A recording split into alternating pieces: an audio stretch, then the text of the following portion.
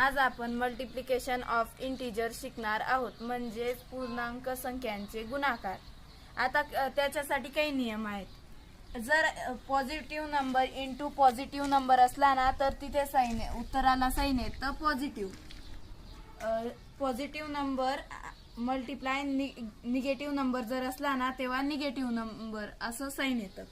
त्याच्यानंतर लगेच negative number into positive number जर असला तर तिथेही निगेटिव्ह नंबरचं साइन येतं। आणि जर निगेटिव्ह नंबर आणि निगेटिव्ह नंबर असं असलं तर तिथे पॉझिटिव्ह नंबरचं साइन येतं। तुम्हाला समजलं का आता? आता मी तुम्हाला एक गणित शिकवते।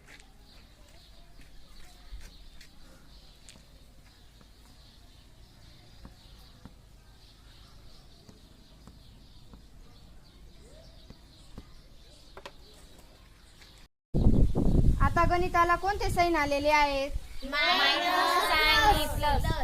आता मायनस आणि प्लस हे साइन झाकून घ्यायचे आणि उरलेलं साइन आहे मायनसचं। आता ते साइन उत्तराला द्यायचं। समजलं का तुम्हाला? आता उरलेलं साइन कोणतं आहे?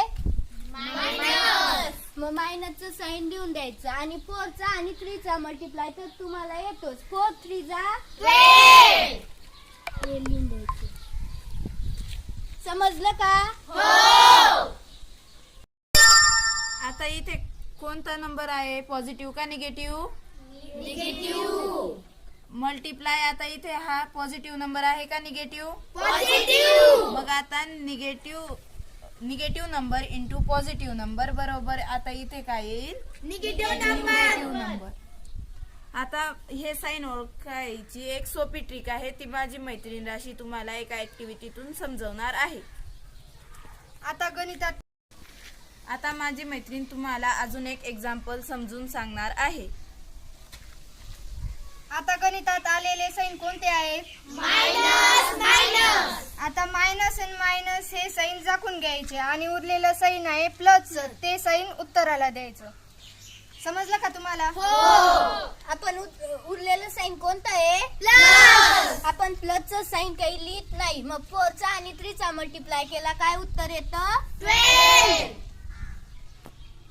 समजलं का तुम्हाला?